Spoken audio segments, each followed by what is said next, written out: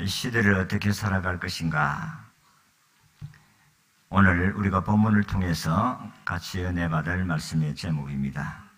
이 시대를 어떻게 살아야 합니까? 라는 주제로 말씀을 드리고자 합니다. 우리는 이 세상을 두 번 사는 것이 아니고 한 번 생을 마쳐야 합니다.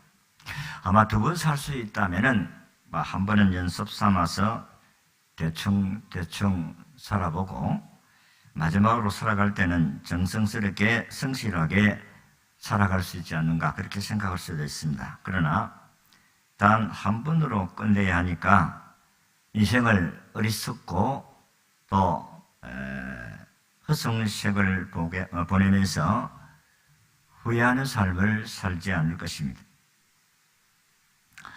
그러나 우리는 한 번 살아가기 때문에 일생이라 합니다. 두 번 사는 것 때문에 이생이라 할 것인데 한 번밖에 살아갈 수가 없습니다.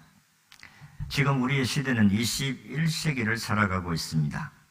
우리의 시대는 한마디로 말해서 급변하는 시대를 살아가고 있다고 볼 수가 있습니다. 얼마나 빨리 변화해 가는지 걷잡을 수가 없습니다.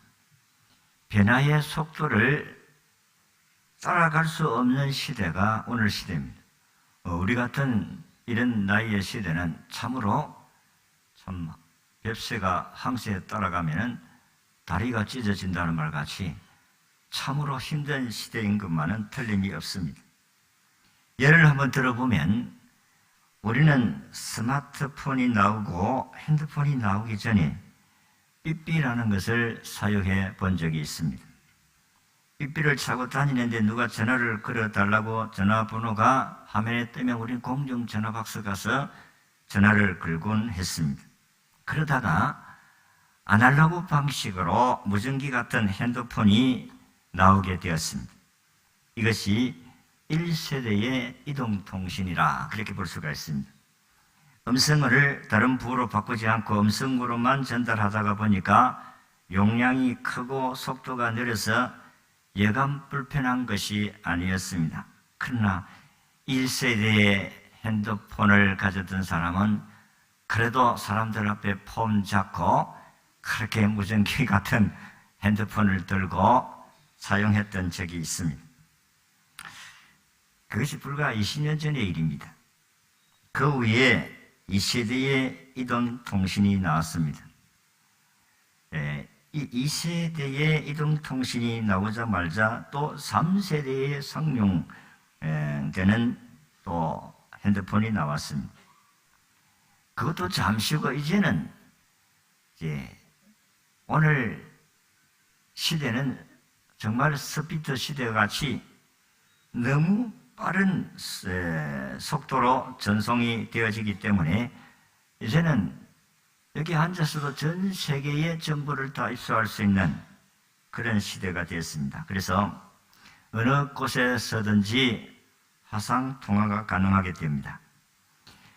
미국에 가 있는 사람들이 미국에 구경하다가 사진 찍어가지고 금방 우리가 휴대폰에서 화상을 볼 수가 있습니다. 그만큼 그런 편리 시대가 됐어요. 20세기를 마칠 때에 미래학자들이 미래에 대한 많은 연구들이 있었습니다. 그 연구 가운데 하나가 앞으로는 개인주의가 만연하게 될 것이다. 그렇게 예언을 했는데 그런 시대가 되었습니다.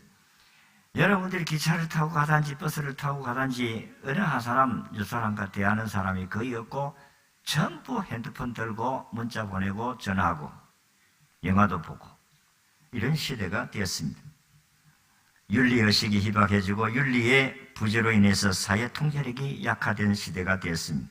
생활의 기계화, 자동화, 전자화로 정보의 홍수 시대를 맞이하게 되었습니다. 급격한 사회 변화는 가치관의 몰락을 가져오고 여가 산업의 발도로 천민적인 오락주의, 퇴폐적인 향락주의가 확산될 것으로 보았습니다. 사람들의 영성과 종교성이 약화되어서 생명을 살리고 영혼을 사랑하고 영생에 대한 소망을 버리고 기독교를 하나의 문화로 인식되게 될 것이다. 그런 시대가 되었습니다. 몇 년 전에 주간 뉴스에 국내 최대의 룸살롱의 실소유주에 대한 구속영장이 청구된 적이 있었습니다. 이 룸살롱은 2년도 채 안 되는데 무려 8만 8천여 건이 넘는 성매매가 이루어졌다는데 참으로 기네스북에 오를 만큼 경이적인 기록이라고 봅니다.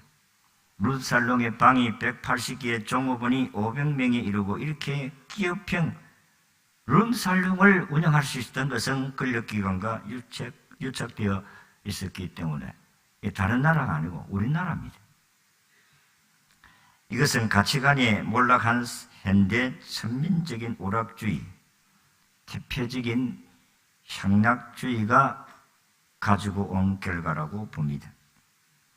나주에서 일어난 7살 이하의 성폭행 사건은 이 시대의 현실을 적나라하게 보여준 사건이라고 봅니다.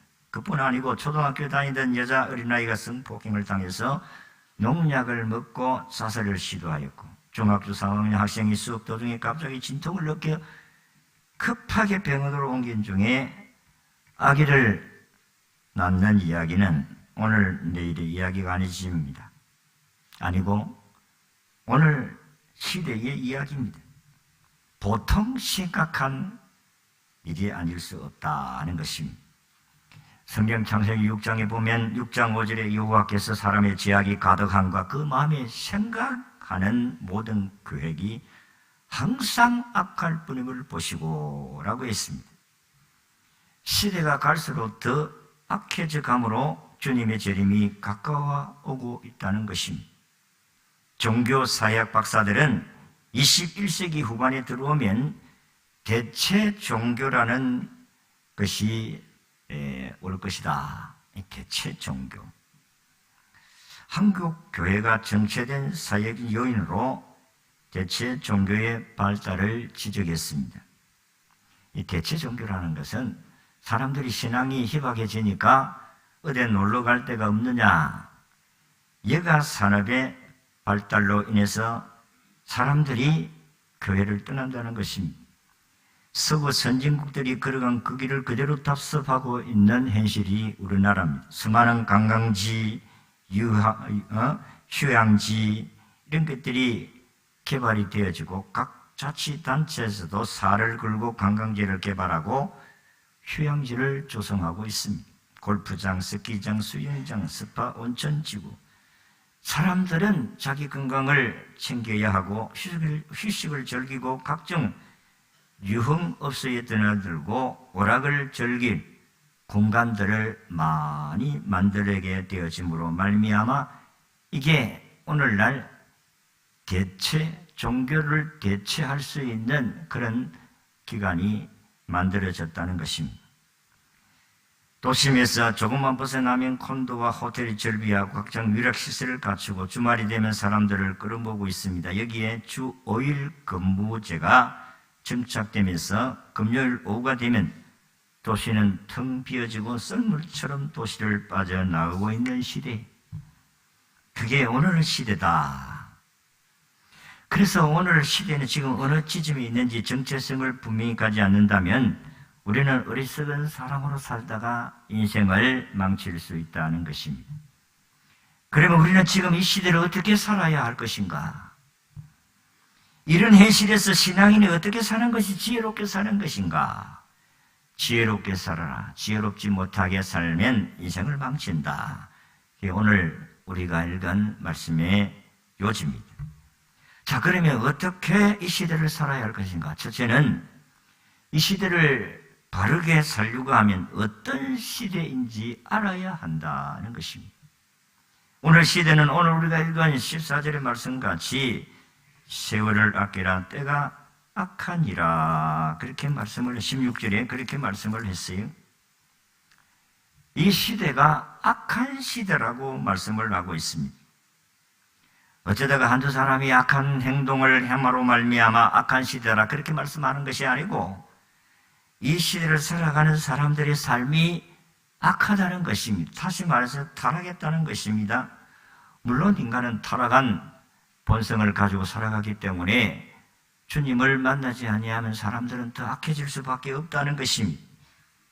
도저히 인간의 생각으로 상상할 수 없는 부도덕과 비윤리적인 사건들이 우리 주변에서 버젓이 행해지고 있습니다마는 우리는 말 한마디 뻥끗 할 수 없는 그런 세대가 되었습니다. 옛날에는 우리 중고등학교 다닐 때 학생들이 학교에서 좀 난하게 노는 아들은 담배를 피우고 그러면은 선생이 온다 하면 도망가고 그렇게 또 안 들키려고 애를 쓰고, 그런데 요즘은 버젓이 담배를 뻐끔뻐끔 불고 다니는 현실이 오늘 시대입니다. 어른들이 이러면 자식들이 말이야, 머리 새똥도 안 뺏겼던 놈이 담배를 물고 다닌다고 야단을 치면 뭐라고 하겠습니까? 아이들이 미안해가지고 도망치는 게 아니고 담배 사주세요. 나한테 담배 사주세요.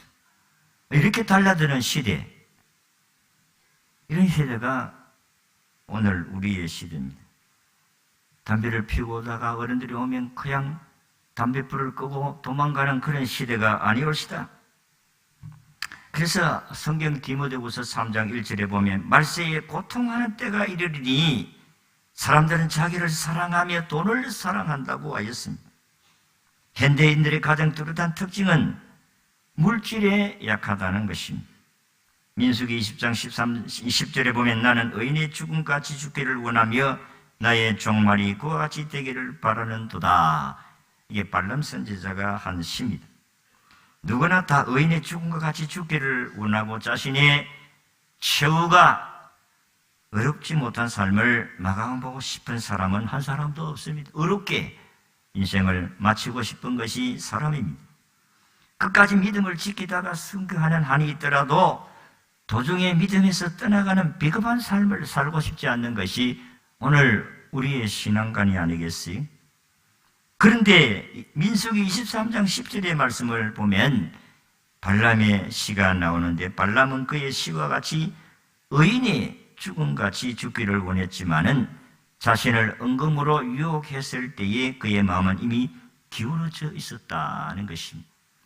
사람이 돈을 사랑하면 그 돈으로 인하여서 자기 욕구를 찌른다고 디모데전서 6장에도 말씀한 것 같이 이 발람 선지자는 하나님이 아무 집에도 따라가지 말고 어떤 사람이 대접하도록 대접받지를 말라고 이야기를 했는데도 불구하고 그는 모압의 왕 발락이 이스라엘을 저주하면 내가 돈을 많이 주겠다는 그 말에 아이고 하나님 말씀에 아무에게도 가지 말고 내 문도 받지 말고 해놨기 때문에 나는 저주할 수가 없다. 그럼에도 불구하고 또 이야기하니까 내가 그러면 또 하나님께 물어보겠다. 물어볼 게 뭐 있어요? 하나님께 하지 말라고 했으면 안 해야지. 그래가지고 또 몇 분 묻고 이스라엘을 저주를 하지 않았지만 이스라엘이 하나님께 음행을 행하도록 그는 꾀를 주었어요. 그래서 이스라엘이 음행의 지에 빠지도록 만든 자가 발람입니다. 그 발람의 결론의 마지막은 민수기 31장 8절을 보면 이스라엘 자손에 의해서 칼에 맞아 죽었더라. 그렇게 기록을 하고 있습니다. 의인과 같은 죽음을 갖기 원했다면 아무리 발람이 은금이 귀하다 하더라도 믿음을 지켜야 했습니다. 이 시대가 점점 약해져가는 이유 가운데 하나가 바로 악한 사단이 물질의 유혹으로 인하여서 오늘 우리가 타락하게 만든다는 것입니다. 그렇습니다. 예수님 당시에도 돈을 많이 주니까 예수님 부활했다는 이 사건을 이야기하지 말라고 군인들에게 돈을 주어가지고 예수님 부활하지 아니하고 제자도 훔쳐갔다. 그렇게 이야기하라고 해서 군인들이 돈을 많이 받고 말을 하지 아니했더라고 성경이 기록하고 있습니다. 여러분, 물질은 우리가 땅 위에서 살아가는 삶의 수단입니다. 필요합니다. 그러나 탐심이 되고 탐욕을 가지게 되어지면 그것으로 인해서 인생을 망친다는 사실입니다. 성경이 우리에게 말씀하시는 말씀은 이거 누가 그렇게 우리를 유혹하게 만들었냐? 사탄의 세력이 오늘 우리를 그렇게 악하게 만든다고 했습니다.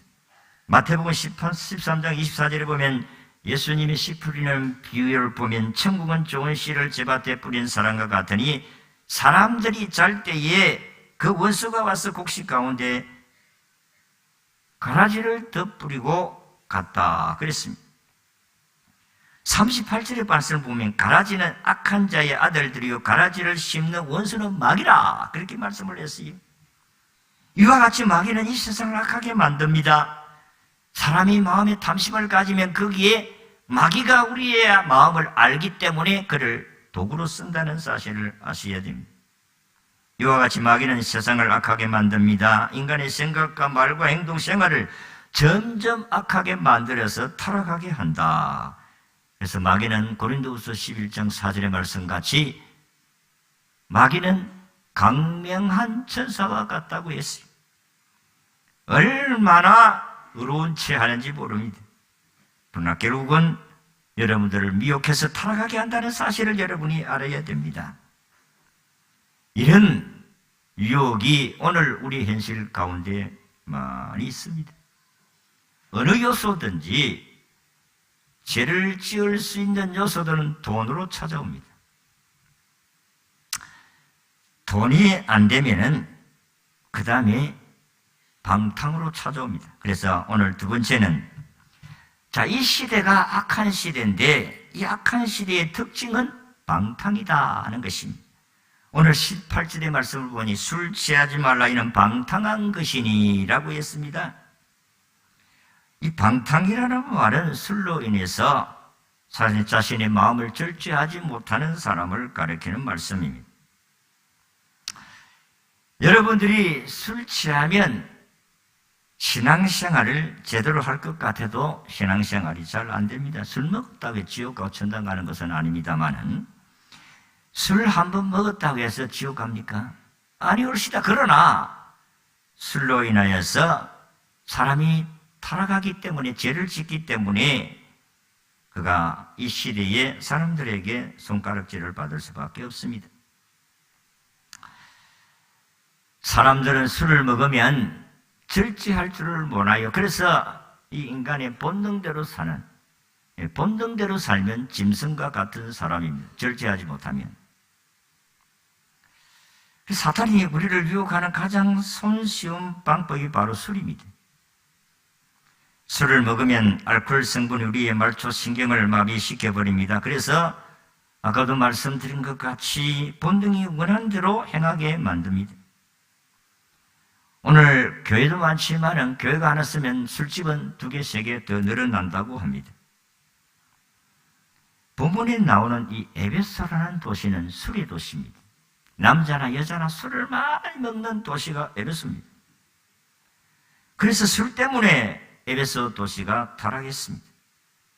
그래서 사도 바울이 술 취하지 말라 이는 방탕한 것이니 라고 말씀하신 것은 그 시대의 현실을 말씀하면서 교훈을 주고 있습니다.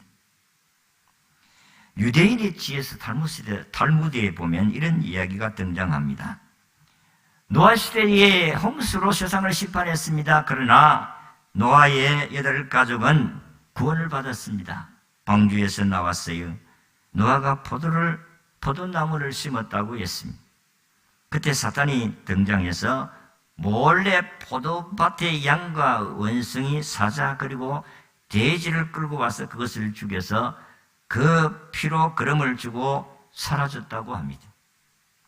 그렇게 해서 그 해에 포도나무에 열매가 너무 많이 탐스럽게 열려서 노아가 술을 만들어서 먹었는데 술을 조금 마실 때는 양처럼 순하다고 합니다. 기분이 좋아서 기마에도 씁니다. 그러나 조금 취하면 원숭이처럼 우스꽝스러운 행동을 해서 사람들에게 구경거리가 되게 한다는 것입니다. 좀 더 취하면 사자처럼 거칠어져서 아무한테나 시비를 걸고 싸움을 하고 포악해진다고 합니다. 여기에 더 취하면 결국은 돼지처럼 추해져서 아무데나 뒹굴게 된다는 것입니다. 이거 뭐 우스운 이야기입니다만은 이게 술이 오늘 우리를 이와 같이 만들게 한다는 것입니다. 취하도록 마시게 되면 결국 방탕하게 된다는 것입니다. 술을 먹음으로 말미암아 신앙생활을 잘 할 수 없다는 것입니다.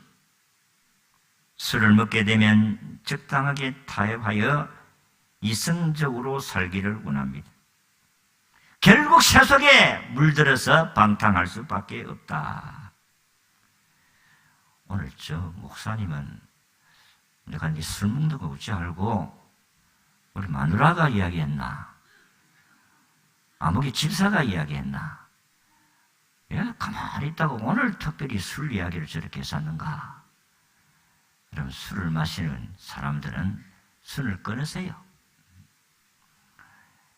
내보고 하는 이야기다 그러지 말고 누가 목사가 여러분들의 이야기를 듣고 아무개 집사가 술 먹으니까 오늘 술 좀 이야기를 좀 하세요.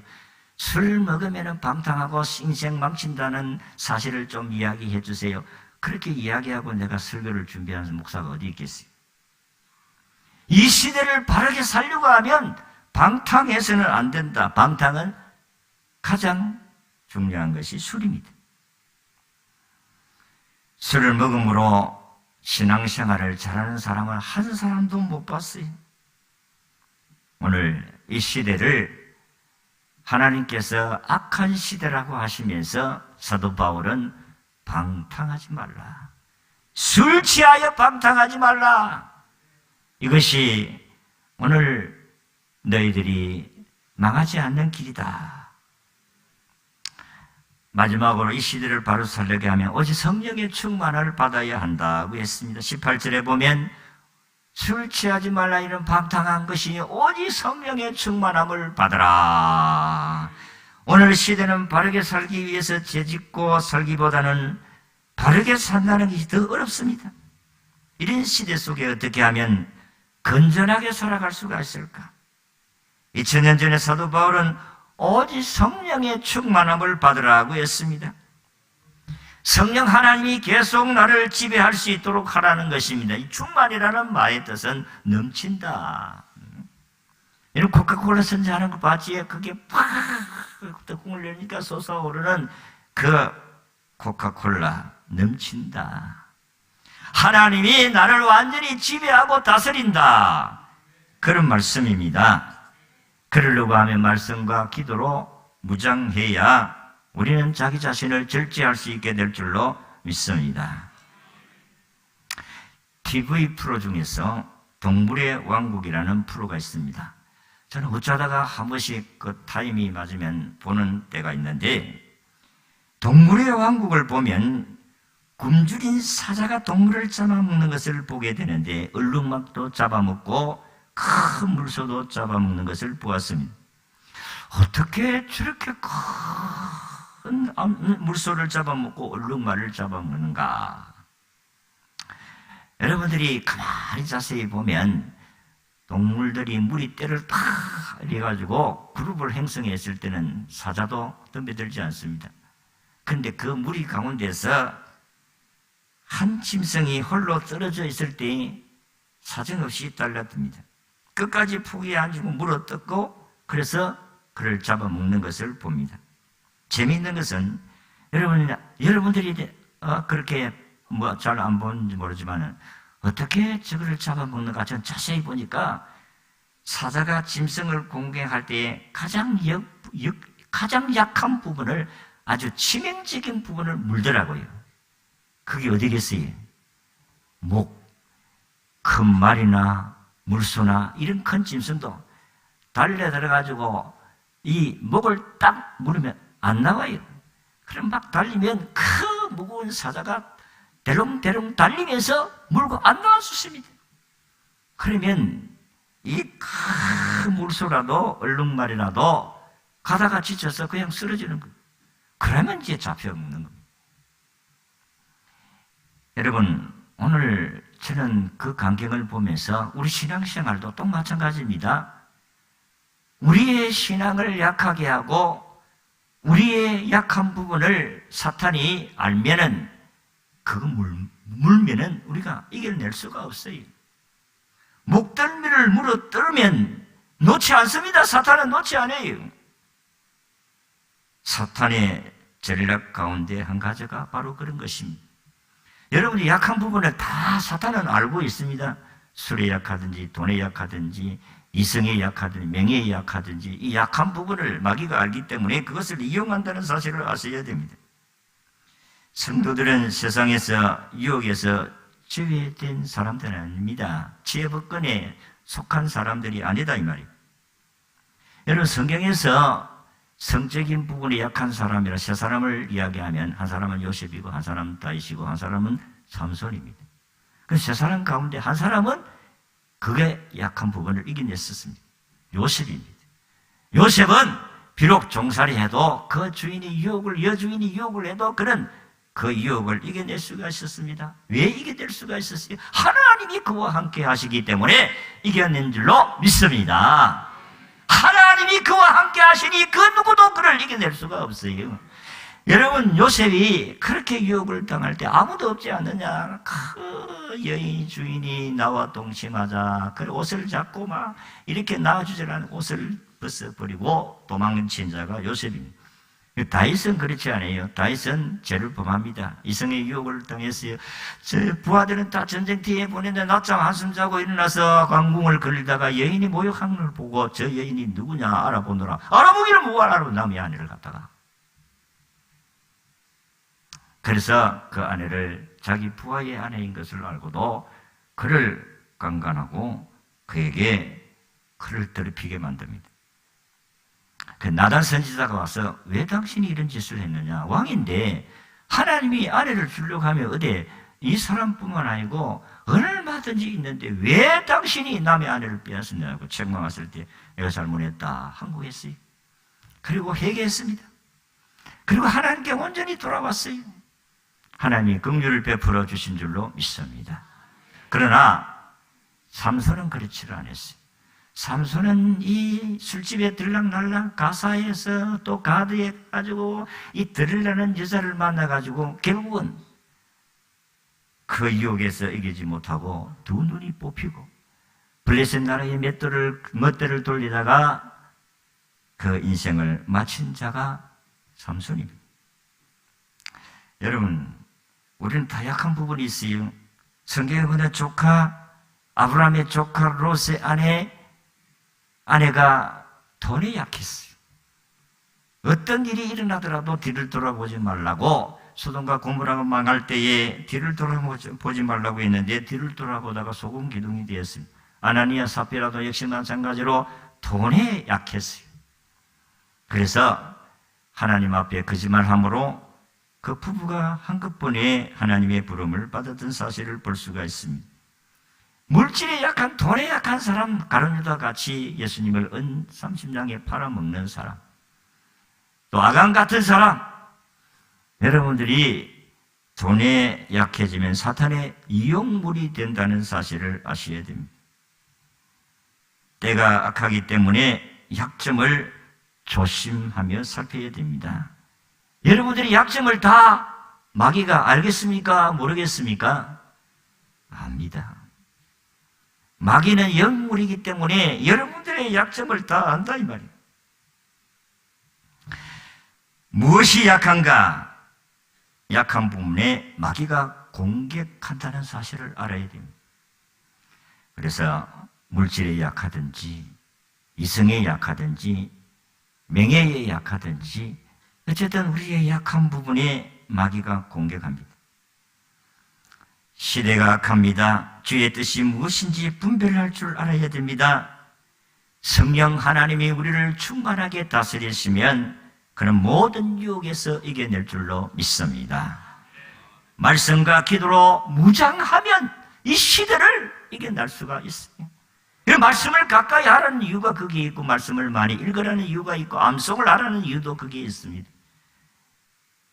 이번 달에는 5월 둘째 주일로 요절 암송대회를 가지겠습니다. 여러분들에게 이야기가 들려오는 것이 한 3개월 동안은 잘한 것 같은데 아이고 우리는 해봤자 등수도 안 되는가 아이고 하기도 싫다 이제. 그래서 참가하는 사람들에게는 어쨌든 무슨 명분을 세워도 상을 주자. 그래서 이 5월달부터는 다 기간이 상을 주기로 했습니다.